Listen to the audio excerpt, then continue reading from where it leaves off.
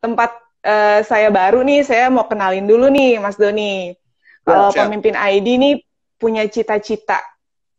Cita-citanya untuk menjadi sebuah pusat pendidikan dan juga pengembangan kepemimpinan melalui sebuah ekosistem pembelajaran kepemimpinan. Jadi harapannya teman-teman bisa mengembangkan diri, bisa melatih kepemimpinannya di Pemimpin ID. Seperti malam hari ini, Mas, kita mau belajar kepemimpinan dari Mas Doni. Iya, ini keren banget ya wadahnya nih, sesuatu yang sebenarnya banyak hilang di anak-anak muda nih, Mbak. Kalau dulu SD saya ikut Dian Pinrug lah, Dian Pemimpin Regu gitu ya. Ada SMP aja pendidikan pemimpin, tapi sekarang kayak sepertinya hampir hilang ya seperti itu. Mungkin ini penting banget. Pemimpin ID bisa. Ya, mudah-mudahan Pemimpin ID bisa jadi salah satu solusi untuk hal yang dikhawatirkan tadi Mas Doni ya. Dan Mas Doni nih, Animal Defender itu kan dari 2011 ya, hampir satu dekade. Itu menjadi sebuah komunitas besar dan juga komunitas yang punya dampak nggak cuma untuk masyarakat tapi juga lingkungan. Itu gimana ngejaga konsistensi Mas Doni dan juga teman-teman tetap fokus nih di kesejahteraan hewan? Iya, jadi terima kasih teman-teman di pemimpin.id ini dan semua teman-teman yang terus support kami ya, sampai detik ini. Bagaimana menjaga konsistensi dari 2011 sampai sekarang? Dulu ya pertama kali saya hanya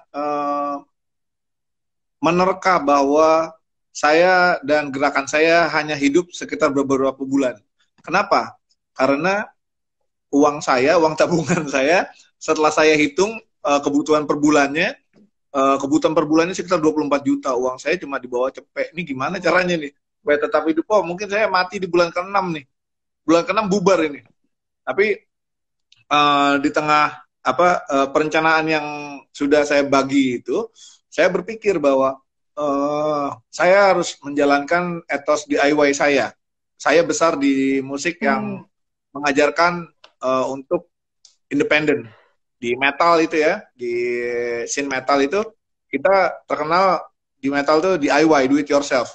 Merekam sendiri, produksi sendiri, edisi edar sendiri, manggung ngatur sendiri, semua dikerjain sendiri semua. Nah, itu yang menjadi cikal bakal saya tetap punya militansi sampai detik ini. Saya nyablon kaos, saya bikin merchandise, kita bikin jasa-jasa dan lain-lain untuk bisa survive.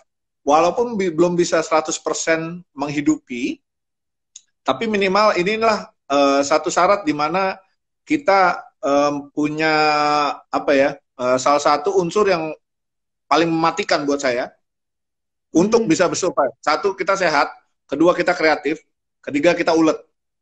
Kalau kita punya tiga-tiganya, kita masih bisa survive nih. Ditambah makin maut kalau kita punya keempat, modal. Tapi kalau kita cuma punya 3 doang, tanpa punya modal, kita masih bisa hidup. Tapi kalau punya modal, punya kreativitas, punya sehat, tapi kalau nggak ulet, hancur. Jadi modal paling penting itu adalah 3 utama. Sehat, kreatif, dan ulet. Dan teman-teman semua, apapun bidangnya, nggak ada yang langsung jadi, nggak ada yang langsung berhasil, tidak ada yang langsung berbuah. Jika kita melihat kesuksesan seseorang, biasanya kita melihat puncak gunung es, kita tidak melihat bawahnya. Jadi penderitaannya, jungkir baliknya, nangis-nangisnya, perihnya, semua kita nggak lihat. Kita hanya lihat kesuksesan dan senyum-senyumnya aja.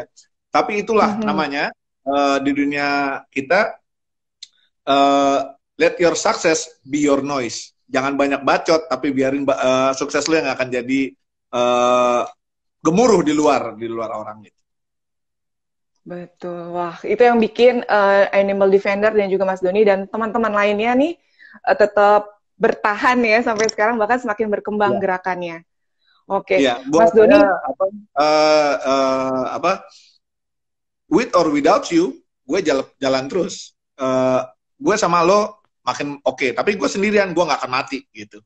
Itu kata-kata simpelnya yang buat saya, Mbak ya. Saya ada teman, wah saya senang. Tapi nggak ada teman, saya nggak akan layu. Saya akan jalan terus. kita akan bertemu dengan teman-teman yang satu frekuensi suatu saat. Oh, Nggak oke. usah dipaksain. Kita mau bikin grup rescue nih, misalnya di Tarakan. Belum ada yang mau. Lalu karena nggak ada teman, nggak buat. Enggak, kerjain aja sendiri dulu. Mhm. Konsistensi, uh, ulet gitu ya, itu akan menarik teman-teman yang nanti akan sefrekuensi sama kita dan akhirnya bisa jalan bareng. Dan Ketika udah selalu jalan, dibutuhkan satu orang yang jadi tumbal. Jadi tumbal itu maksudnya gitu, menanggung seluruh konsekuensi dan kewajiban. Misalnya Mhm. nombok nih, kalau nombok di sharing ke 5 orang, ke 6 orang pemimpin utama gitu ya. Mhm. Nanti yang di sharing ini akan merasa mempunyai hak untuk mendikte dan nanti ujung-ujungnya berantem. Jadi kalau Mhm. kalau bisa ada satu yang tetap menjadi tonggak utama. Itu sih kalau kalau saran saya untuk yang teman-teman mau bikin semacam himpunan gitu. Oke, pastinya bakalan banyak banget ya inspirasi yang dibagikan oleh Mas Doni malam ini. Jadi kan teman-teman yang mungkin masih ragu-ragu untuk membuat sebuah perubahan atau sebuah gerakan di pandemik ini bisa semakin semangat ya. Dan ngomongin pandemik nih, Mas Doni, dampak dari pandemik ataupun PSBB ini kan nggak cuma dirasakan oleh masyarakat, oleh manusia, tapi juga Betul. hewan-hewan, makhluk lain di sekitar kita. Nah, gimana sih kondisi real di lapangan yang teman-teman Animal Defender temuin, baik itu hewan-hewan yang ada di jalanan, yang terlantar, atau mungkin yang diterlantarkan oleh para pemiliknya, itu seperti apa sih kondisi mereka yang ditemuin? Ya, jadi gini, ketika kita mendengar wabah COVID-19 ini sejak awal, ketika muncul pertama kali di Wuhan, saya langsung kepikiran bahwa Indonesia mempunyai tipikal market yang bisa sama-sama mencetuskan coronavirus. Tapi saya tidak Uh-uh. berharap itu muncul di Indonesia. Kita berharap pemerintah cukup preventif, tapi ternyata kenyataan berkata lain ya. Uh, Pas ada suspek yang muncul, yang kebetulan ada di kecamatan saya, Mbak, Depok, Oh, Sukmajaya, satu kecamatan sama oke. saya itu, 2 orang itu, Uh-uh.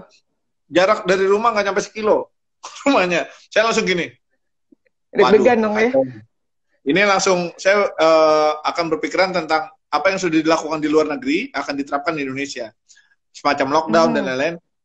Lockdown dan apapun namanya yang dimodifikasi dan kayak sekarang PSBB adalah modifikasi yang lebih lunak dari lockdown Lockdown. kan. Uh-uh. Nah, jadi lockdown itu akan berujung pada financial apocalypse buat saya. Akan Mhm. jadi kayak macam kiamat kecil dari ekonomi. Mikroekonomi ya. Kita yang finansial harian dia akan sangat terganggu. Mhm. Ketika finansial harian ini terganggu, maka teman-teman yang pada jualan makanan, kerja harian itu akan tumbang, rusak. Dan Mhm. nanti yang terdampak adalah hewan-hewan yang ikut makan dari sampah hasil ekonomi ini. Nah, ini yang udah saya duga. Oke. Cuma karena belum ada kenyataan langsung yang kita lihat, maka kita perlu menanti dulu seperti apakah dampak aslinya. Walaupun kita sudah punya prediksi. Saya punya Mhm. prediksi yang belum saya share ke teman-teman semua. Saya punya, oh ketika nanti terjadi A, kita antisipasi dengan A. Punya kejadian seperti B, maka kita punya antisipasinya untuk B. Ada beberapa skenario yang ternyata jalan saat ini. Mhm.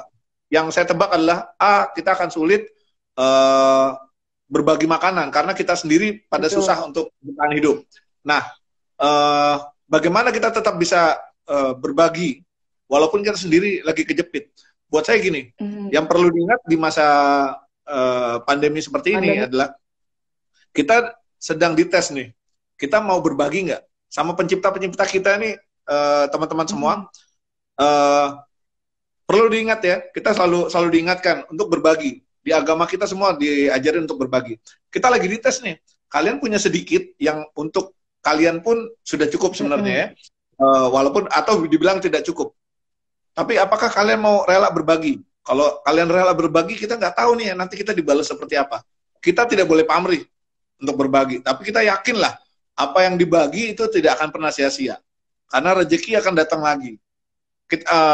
Alam semesta akan ngeliat lagi siapa sih yang rela berbagi gitu. Kita aja nih sebenarnya megap-megap bayar gaji staf atau karyawan tuh kurang. Makanan besok entah gimana. Tapi kita usahain untuk tetap bisa bagi. Ini mohon maaf, saya bukan ria. Tapi saya jualin apa yang saya bisa. Volunteer saya nggak saya bagi deritanya. Saya yang tanggung deritanya. Saya jualin ini itu sampai saya kemarin gini. Live terakhir saya jualan, saya gini. Kalau saya jualan sukses, dapat buat makan seminggu. Saya jualan lagi seminggu, makan lagi aman. Ketika barang saya habis, anak-anak makan apa? Saya cuma berharap ketika saya jualan barang, pandemi ini usai. Lalu kita bisa mulai ekonomi dengan normal lagi. Karena unit usaha saya sangat terdampak dengan pandemi ini. Orang-orang pada stop semua. Karena takut untuk booming. Dan padahal kita punya standar gitu ya. Tapi nggak apa-apa. Namanya orang pada jaga-jaga. Jadi bagaimana kita tetap bisa saling berbagi. Teman-teman di luar pada ngeliat semua. Kucing saya ngeliat berapa kali kucing kurus banget. Kurus banget. Itu yang buat saya gini. Kalau kita tukeran tempat sama dia, kita lapar, kita sakit, kita mau lapor siapa? Kita mau lapor siapa? Jadi kucing. Kalau kita sakit, masih bisa lapor orang tua, lapor pacar, kakak. Kalau kucing siapa? Nggak ada. Jadi teman-teman ayo bantuin mereka sebisa mungkin. Kami sedang menggalang kekuatan dengan beberapa kawan-kawan dan termasuk salah satunya klinik untuk membuat bantuan teman-teman yang pada punya hewannya sakit atau nemu hewan di jalanan sakit, yang sakitnya tidak berat, yang nanti ringan-ringan, sebelum jadi tambah berat atau nanti malah mengakibatkan kematian, kita bantu gratis. Gimana caranya nih menghidupi ini? Gampang, belakangan kita pikirin ntar gimana, dokternya ada dulu, biayanya berapa, apakah kita urunan, apakah kita nanti cari donor, apakah kita nanti jualan. Ya, saya masih punya printer, masih punya PC tuh, masih punya sepatu, jual-jualin aja dulu. Kita nggak tahu nanti di ujung lorong neraka ini, pandemi ini, ternyata ada yang lebih indah kan. Yang penting kita dites nih, kita dites pada saat susah. Apakah kita mau berbagi? Apakah kita cuma egois, memenuhi diri sendiri dan kita ngumpet di dalam tempurung kita? Apakah kita mau tempur di luar dan saling berbagi untuk bertahan bareng? Ini pada saat pandemi ini sangat menentukan sih. Sikap-sikap orangnya kan kita lihat. Kelihatan ada yang ya, cari aman kan? Betul. kita sedang dites ya, kita dites. Kita selama ini serakah sama alam, sekarang ditendang balik. Apakah kita berhasil ngambil pelajarannya gitu ya. Pokoknya di setiap kondisi selalu bisa ditarik pelajarannya. Banyak banget. Apakah kita bisa melihat pelajarannya atau tidak, itu kembali dari individu masing-masing.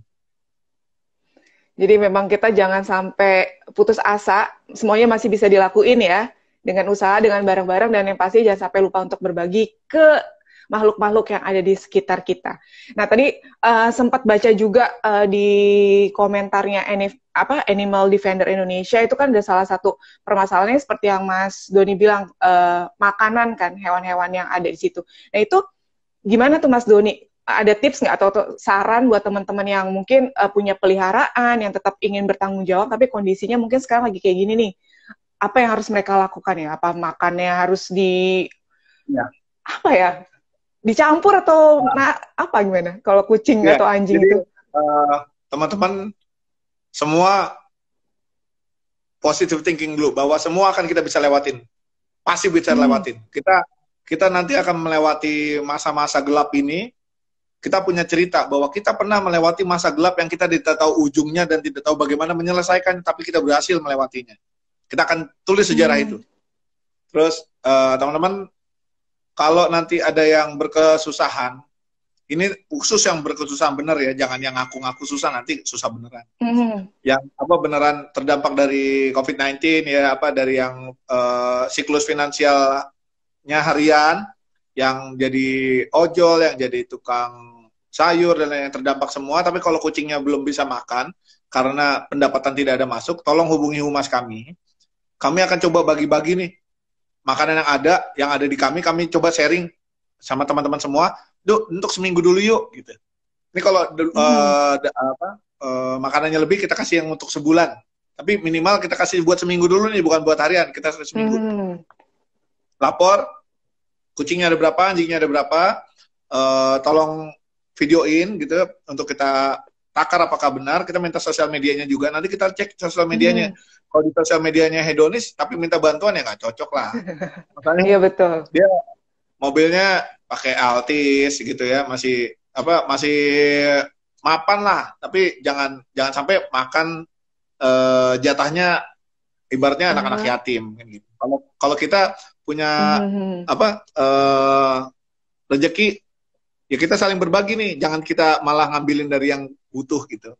Mau sekedar info aja, yang bantu di program Lumbung Kasih itu masih sangat minim. Kebutuhan yang meminta itu banyak banget yang meminta bantuan, tapi yang masuk bantuannya sangat sedikit. Yang kemarin kita mulai itu adalah kita pakai uang sendiri. Kita nggak mau nunggu sampai ada bantuan baru kita bergerak, jadi kita coba bayar, beli gitu ya, untuk lalu kita bagi. Dan sekali lagi ini bukan ria, tapi buat saya ada first thing first, ini ada yang gawat banget nih yang perlu kita bagi. Ada yang rumahnya di gang, yang jualan warung tapi udah nggak rame gitu ya. Banyak banget yang kayak gitu. Nanti kita coba saling berbagi gitu ya. Teman-teman nanti WA ke 0817 5028 444 atau ke 0821 1930 1310. Nanti atau lihat di postingan saya yang tentang Lumbung Kasih. Silakan udah itu. Ada informasi detailnya ya. Ya, untuk Jakarta, Jabodetabek kami yang handle sendiri, Animal Defenders Indonesia. Kalau untuk di Surabaya ada KCCS Surabaya. Kalau di Pekanbaru ada Rumah Kucing Pekanbaru. Di Jogja ada Cat Lovers Indonesia. Bukan Cat Lovers Indonesia, Stray Cat Indonesia, nanti saya update deh. Terus ada juga di Bandung ada Mbak Nita di akun IG-nya Geng Bulat, dan nanti ada di Mickey Rescue juga. Jadi teman-teman yang dari daerah ini udah pada berbondong-bondong untuk ikutan program Lumbung Kasih. Saya jelaskan dulu bahwa ini adalah kita swadaya nih, nggak dapat donor dari siapapun, tapi kita yang patungan.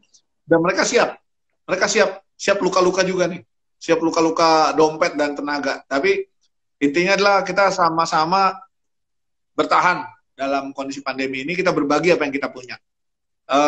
Kemarin kita beli 10 karung ya. Kita beli 10 karung cat food. Dan kami bagikan di hari Minggu. Kembali hari Minggu, karena banyak yang pada lebih luang waktunya, untuk kami bagikan di hari Minggu. Baru punya 10 karung setelah nabung-nabung.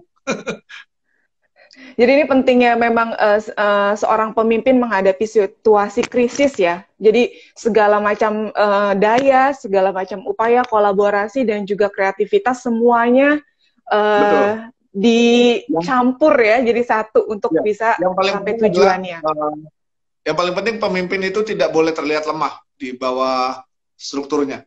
Kalau dia yang di bawah melihat pemimpinnya stagnan, kepusingan, itu semua itu akan sangat mempengaruhi struktur.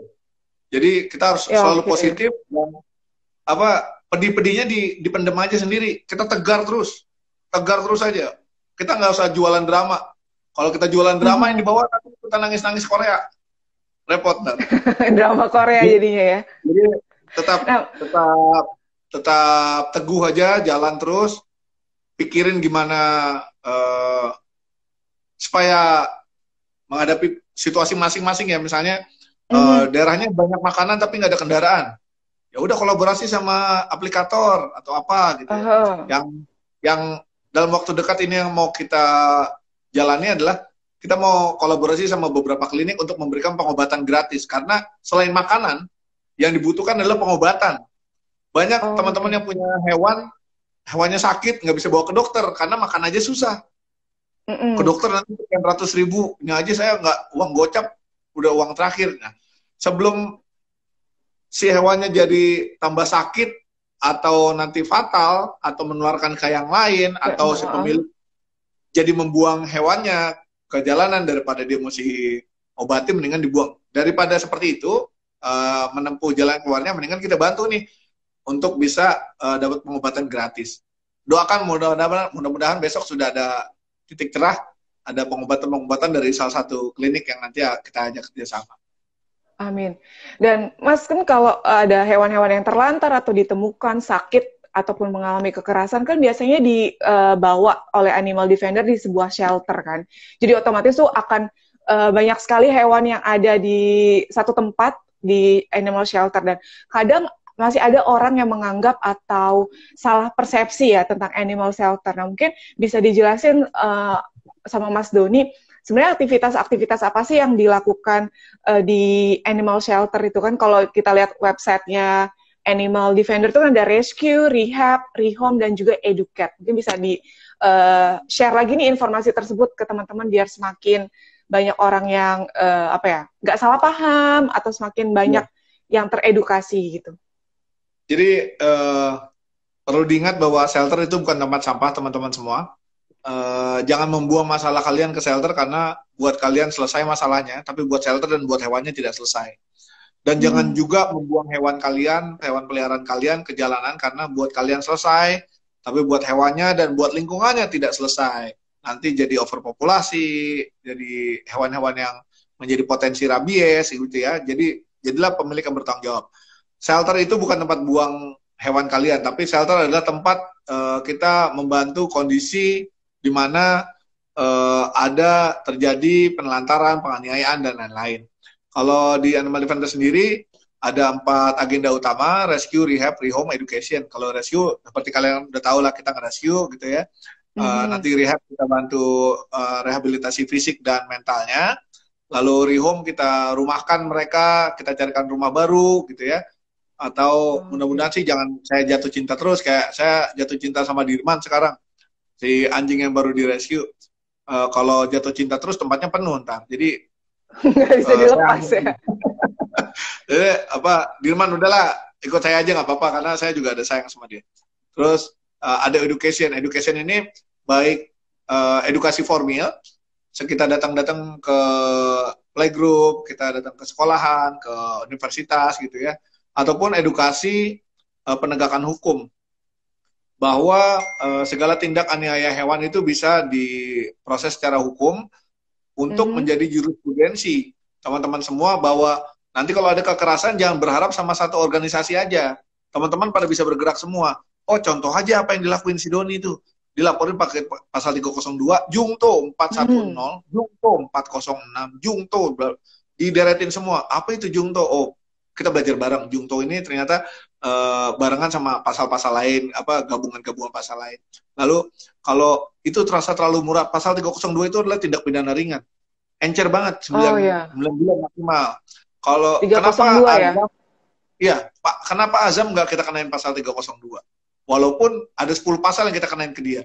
Kenapa pasal yang jadi yang ditembakkan pada Azam adalah pasal membuat keonaran. Pasal membuat keonaran itu hukumannya 4 tahun. 4 tahun. Dan itu bukan tindak pidana ringan, itu pidana murni. Jadi dia akan menghadapi persidangan nanti. Karena ini ada wabah, jadi ketunda. Harusnya kemarin tuh, bulan April. Maret atau April.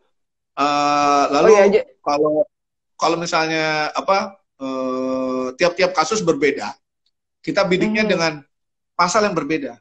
Jangan melulu kaku dengan pasal 302. Itu sih saran saya tentang edukasi. Nah, di edukasi ini juga kita mau menyebarkan bahwa lo jangan macam-macam sama hewan, akan ada bagian dari kita-kita yang akan gila-gilaan belain mereka sampai bawa ke hukum. Jadi lo macam-macam. Kalau kita ngelihat kan ada beberapa undang-undang ya yang mengatur tentang kesejahteraan hewan, seperti nomor 18 tahun 2009, terus berubah lagi jadi 41 tahun 2014. Dan juga tadi yang disebutkan sama Mas Doni, KUHP 302. Dan memang hukumannya kan sekitar 3 sampai 9 bulan. Beda sama kalau kita menggunakan pasal untuk pembuatan keonaran sampai 4 tahun ya. Jadi pemilihan pasal itu akan sangat berpengaruh. Tapi dengan banyaknya pasal atau peraturan undang-undang itu, tapi kenapa sih masih aja ada perilaku-perilaku buruk terhadap hewan yang terjadi? Sempat viral kan yang mukul kepala, gantung, dan hal-hal yang mengerikan lainnya itu. Sekarang gini, gampangnya gini, dengan semasif kita membela mereka, kita bawa-bawa sampai ke hukum, itu aja masih pada gila-gilaan. Gimana kalau kita nggak belain? Makin pada semana-mana kan? Orang kita bawa ke polisi aja kita diketawain kok. Ini kucing doang, kucing kampung. Ketawa aja, Pak. Ketawa aja. Saya di sini dengerin. Gak apa-apa diketawain. Akhirnya polisi yang gini. Jadi kaku sendiri. Karena saya nggak lucu, Pak. Ketawain ini. Ada pasalnya. Betul. Yang di PKT akhirnya, oh iya bener ada polisi-polisi yang baru pertama kali tahu ada perlindungan hewannya gitu ya. Nah teman-teman, kalau ada yang gini, oh saya lapor nanti dicuekin, oh lapor ditolak polisi. Polisi berani nolak laporan, kita laporin dia ke Propam. Biar dicopot sekalian, bisa digeser, bisa diperiksa dia. Polisi tidak boleh menolak laporan dari masyarakat. Tidak boleh. Oleh karena itu, teman-teman punya pandangan hukumnya harus baik. Bagaimana punya pandangan hukum yang baik? Berkonsultasilah dengan pengacara hukum. Pengacara dan penasihat hukum. Kita jabarkan kronologisnya seperti apa, nanti enaknya bagaimana. Kalau bisa mereka mendampingi, monggo. Itu akan jauh lebih baik. Seperti yang teman-teman dari pejuang hak hidup hewan, PH3, ada Ibu Nina Dai Bakhtiar, ada Mas Husen Asahari, ada Mas Bang Simbolon, itu pada bantu ngasih pendampingan pro bono. Pro bono artinya gratis. Doakan juga salah satu program kami adalah membuat lembaga advokasi buat kekerasan terhadap hewan. Jadi teman-teman yang menemukan kasus-kasus penganiayaan hewan, lapor ke tim advokasi ini untuk dipandu dan diajarin bikin laporan atau nanti didampingi bahkan. Kalau saya nanti banyak duit, itu pengacaranya saya bayar full untuk gaji kepada bekerja kepada hewan-hewan. Tugas dia cuma mendampingi laporan tempur dari pengadilan biar orang-orang itu pada kapok. Sekarang saya bertempur cuma pakai bambu runcing nih, karena kita nggak bayar mereka. Mereka cuma berdasarkan kerelaan. Nanti kalau pas udah nggak rela gimana? Kan mereka juga mesti ngasih hidup anak istrinya. Kalau saya punya duit, saya bayarin mereka per kasus misalnya atau per bulan. Akan jauh lebih masif nantinya pembelaan hukumnya jika kita punya lembaga advokasi sendiri. Doakan itu juga lancar. Itu pentingnya satu kolaborasi ya dari dokter hewannya sendiri, dari masyarakat, dari komunitas, dan juga dari perlindungan hukumnya atau ahli hukumnya ya. Iya, dan jangan untuk berkonsultasi sama polisi. Konsultasi bersama polisi itu penting. Jadi sebelum kita bikin laporan, kita minta konsultasi dulu dengan Kanit Reskrim atau Kasat Reskrim, kepala satuan atau kepala unit Reskrim. Pak, ada kasus seperti ini. Begini-begini, menurut Bapak bagaimana? Bisa dipidanakan atau tidak? Oh, ini nggak bisa dipidanain. Kenapa, Pak? Karena ini kurang jelas buktinya, karena cuma ada satu alat bukti. Oh, kalau gitu saya cariin 2 alat bukti, Pak. Oh, silakan. Gitu. Jadi konsultasi dulu sebelum bikin laporan. Setelah konsultasi kita bisa melihat sudut pandang mana yang sekiranya bisa dipakai. Misalnya, oh ini sebaiknya tidak ditembak pakai pasal 302, tapi bisa dipakai dengan pasal konaran dan merusak properti orang lain. Hewan masih dianggap sebagai properti di Indonesia. Jadi hewan yang dicuri bukan pencurian barang, bukan pencurian hewannya, tapi adalah nanti dikategorikan sebagai pencurian barang 363 atau 362. Tergantung jam hari kejadian, jam kejadiannya betul. Oke gitu. Oke, Mas Doni, ada satu pertanyaan dari IG di komentar itu kan tadi udah terjawab motivasi ataupun yang membuat Bang Doni konsisten ya. Dan pertanyaan selanjutnya dari Siman 7 Untak, mungkin Siman Juntak ya. Mungkin karena Bang Doni sering berinteraksi sama hewan, jadi mungkin bisa merasakan secara langsung. Sebenarnya kalau tadi kan disebutkan kalau di Indonesia itu hewan tuh masih dianggap sebagai properti.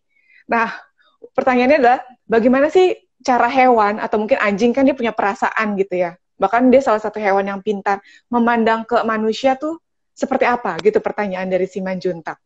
Apakah emang kita benar-benar kayak melihat kayak mereka, kita jadi pack-nya mereka, jadi alfanya mereka atau gimana Mas? Jadi gini, kalau lelucon yang beredar di dunia ya, kalau kita bawa makanan, kita ketemu kucing, kucing kan gini, weh pelayan gue baru datang bawa makanan. Tapi kalau kita bawa makanan ke anjing kan gini, dewa saya, penolong saya. Jadi perbedaan sudut pandang antara kucing dan anjing memang berbeda. Kalau kucing memang belagu banget, tapi emang kita suka banget sama dia. Baron, songongnya kayak apa, tapi sayang kita. Nah, kalau anjing malah kita sebagai apa, umumnya sebagai pemimpin. Orang itu lemah atau tidak, dia akan pasti senang berada dekat manusia karena sifat anjing satu yang perlu diingat teman-teman semua adalah anjing sangat butuh penaung atau pemimpin buat mereka. Penaung ini gimana kita bisa jadi penaung buat mereka? Jadilah orang yang bisa memberikan aturan, mana yang boleh, mana yang tidak. Ya, mana yang boleh, mana yang tidak. Rules, boundaries, limitation. Ini ada aturan, batasan, dan apa yang boleh dan tidak boleh. Boleh nih masuk kamar. Mana yang nggak boleh masuk kamarnya? Ini kamar yang buat sholat. Ini area yang nggak boleh disentuh sama anjing. Atau dia nggak boleh marah ketika mainannya kita ambil. Jadi kita harus ada aturannya. Dan ketika kita bisa menghadirkan aturan kepada mereka, maka ketika mereka berantem atau mereka melakukan sesuatu yang kita tidak suka, hey! Dia stop. Dia nggak akan. Tapi kalau dia mau berantem gitu, hey! Berhenti langsung. Kita nggak pakai sentuh, kita nggak pakai kasar, kita cuma pakai wibawa lewat suara kita. Jangan memisahkan hewan berantem dan lain-lain pakai alat.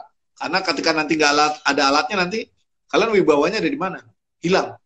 Wibawanya biar ada di tubuh kita, biar lengkap semua sini. Kalau melarang, pakai intonasi tegas, dan kita nanti bisa kasih skala hukuman kalau kira-kira mereka nggak mau patuh gitu ya. Jadi ketika kita bisa hadir sebagai manusia yang bisa menaungi mereka dan memberikan aturan kepada mereka, mereka pasti akan tenang, akan santai, akan bisa berbaur dengan yang lain, damai, ketemu orang lain santai, ketemu anjing lain, hewan lain, slow. Kayak Dirman, ketemu bebek. Malah nyebur dia. Karena itu anjing jalanan, anjing dari jalanan, dia nggak punya aturan. Ketika kita hadirkan aturan, dia akan patuh. Nggak gini. Tapi kan saya peliharanya udah gede, bukan dari kecil. Anjing tidak peduli umur berapa ketika kita kasih aturan. Itu akan tetap bisa masuk sama dia. Oh, berarti ini salah satu bagian dari proses rehab yang ada di shelter ya, Mas Doni ya? Betul. Pembenahan kembali pengertian tentang aturan dan batasan-batasan. Misalnya kita kasih makan bareng-bareng, mereka nyerang ke anjing lain. Itu kita perlu koreksi. Tunjukkan ketidaksetujuan kita kepada perilaku dan sikap anjing. Langsung. Jangan ditunda-tunda. Nanti kalau ditunda dia bingung. Yang mana yang dikoreksi dari gue gitu. Jadi segeralah ketika nanti dia makan berantem, kita langsung ambil makanannya terus. No. Gue yang kontrol nih makanan, bukan lo. Kalau lo mau, belum tentu lo dapet. Kalau gue kasih baru lo makan gitu. Oke. Jadi sebelum kita bisa mengontrol hewan, kita juga harus punya self leadership ya. Self confidence juga ya. Kalau kita nggak bisa bersikap tenang menghadapi misalnya lagi ada yang berkelahi atau berantem, itu kita malah justru yang annoying ya. Kena gigitan. Ya, kalau kita takut-takut kena gigit. Kalau takut kegigit jangan main anjing, main kaktus aja. Ketusuk. Kalau main kaktus. Main kampung kalau gitu. Nanti keluar dari belakang. Bang, tadi nih kayaknya banyak banget yang setuju tentang statement tadi ya. Si kucing sama si anjing. Kalau kucing tuh memperlakukan manusia sebagai akhirnya datang juga pelayan gua. Kalau anjing akhirnya leadernya datang gitu kurang lebih ya. Nah tadi juga ada yang nanya nih, halo Puspa, Pak ya. Menurut Bang Doni dengan sebutan kucing kampung tuh gimana? Mungkin kalau kucing-kucing yang dari ras yang dari luar itu kan pasti disayang, bahkan harganya mahal, makanannya. Tapi kalau kucing kampung kan kayak di underestimatein banget gitu Bang. Itu gimana? Iya. Pelabelan kucing kampung itu banyak yang mengganti dengan label domestik, kucing domestik gitu ya. Kalau itu bebas-bebas aja. Kalau ada orang yang meremehkan kucing berdasarkan kampung atau rasnya, saya tinggal balikin aja. Lo orang apa bro? Lo orang kampung, Indonesia coy. pribumi. Iya. Kalau kita aja orang pribuminya soal impor-imporan, kita aja kampung. Gitu. Nih, gue punya Norwegian Forest Cat nih. Lo orang Cilodong aja belagu. Kan bilang gitu. Mas mau adopsi dong. Apa? Ada kucing ras nggak? Nggak ada. Bener nih nggak ada. Ada sih yang pig nose gitu ya. Angora.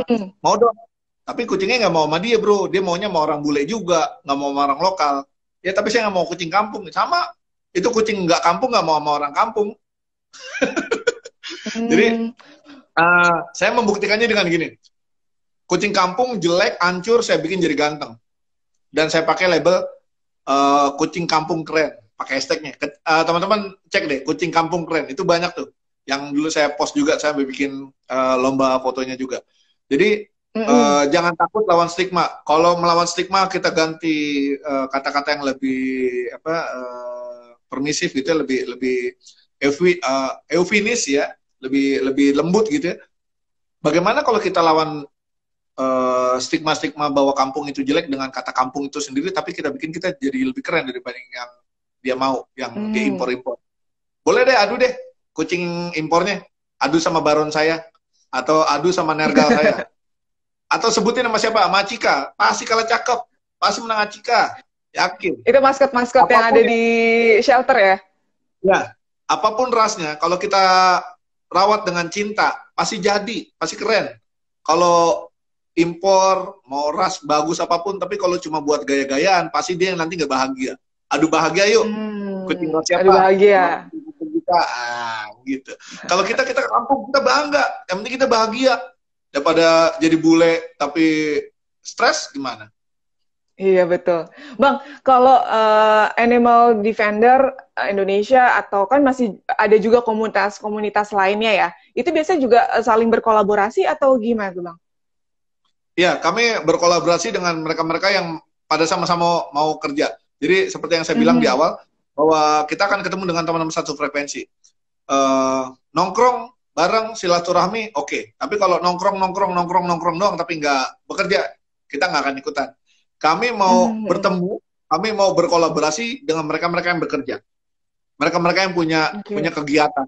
Bukan yang cuma nongkrong nanti ngegosipin orang, itu kita nggak mau. Oke. Hidup ini terlalu singkat untuk jadi negatif.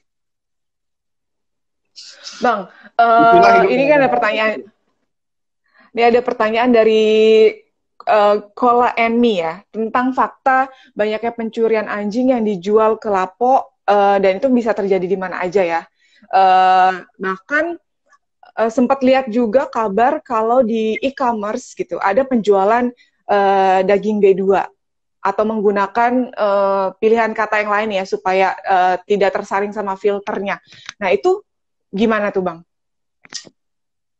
Jadi buat saya di perjuangan mengentaskan menu daging anjing dari Indonesia adalah kita Mhm.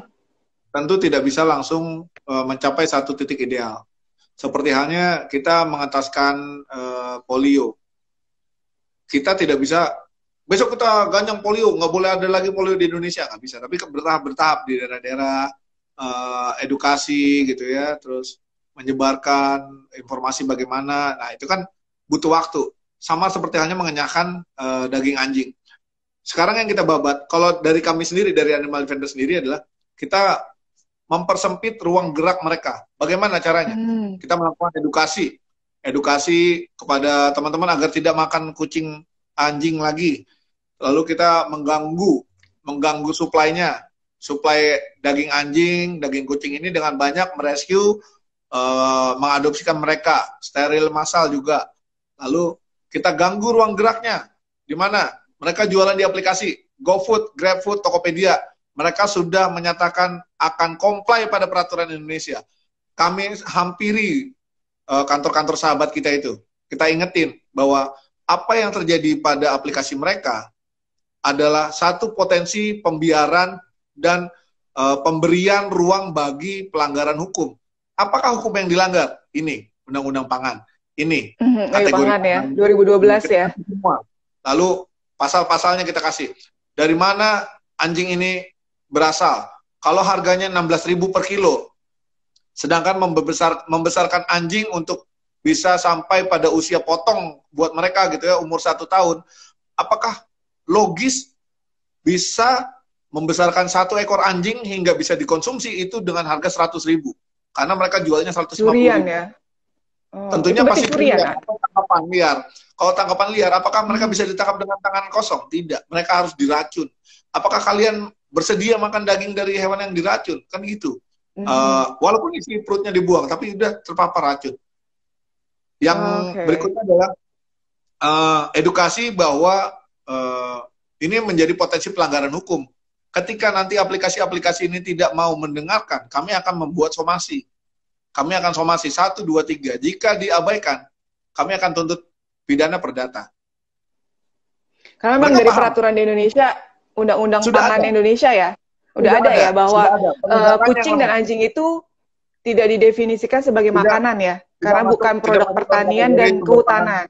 Betul, tidak sebagai sumber protein hewani yang dijabarkan dalam Undang-Undang Pangan. Argumentasi yang kami berikan kepada 3 aplikasi besar, Tokopedia, GrabFood, GoFood, itu kami memberikan argumentasi tertulis dan teguran pelanggaran apa saja yang berpotensi terjadi jika membiarkan vendor-vendor daging anjing terus berjualan. Mereka take down, mereka menerbitkan peraturan-peraturan baru, dilarang menjual daging dasar hewan domestik. Jika mereka melalui legal departemennya menemukan hal itu tidak benar, apakah mereka mau melakukan?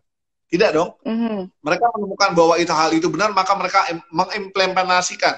Dari dasar-dasar yang kita lakukan pada swasta ini, akan kita jadikan dasar menekan pemerintah. Yang swasta aja paham, Pak. Maksud Bapak yang mengeluarkan peraturan, Bapak yang sebagai penegak, Bapak terlambat dibanding swasta.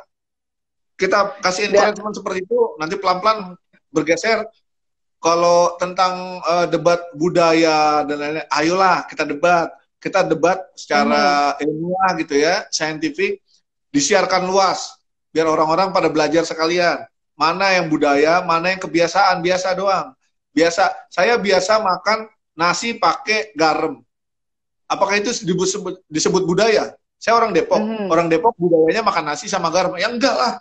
Itu kebiasaan doang. Bagaimana dengan kebiasaan orang lain? Jadi budaya itu pasti berhubungan dengan upacara, adat. Misalnya saya mau meminang seorang wanita di Batak. Nanti prosesnya adalah seperti ini. Makan daging babi yang utuh. Dari kepala sampai ekor, ada lengkap dengan isi perutnya, keliling. Ada upacaranya. Tapi makan daging anjing tidak pernah dilibatkan dalam upacara-upacara adat di Batak. Kalau saya Batak nih, tidak ada. Tidak ada, babi yang ada. Dan babi masuk kategori pangan, oke, sip. Sampai di situ. Jadi anjing tidak masuk kategori pangan, titik. Dan sudah ada surat edaran dari Kementerian Kesehatan tentang itu. Yang merujuk merekomendasikan bahwa anjing bukan hewan pangan, bukan hewan untuk dikonsumsi, udah keluar. Nah itu yang tidak ditegakkan dengan tegas di Indonesia. Saat pasti. Jadi ini kayak untuk membahas tentang kesejahteraan hewan itu menjadi sebuah perjalanan panjang ya buat komunitas-komunitas dan juga individu-individu yang mencintai dunia hewan.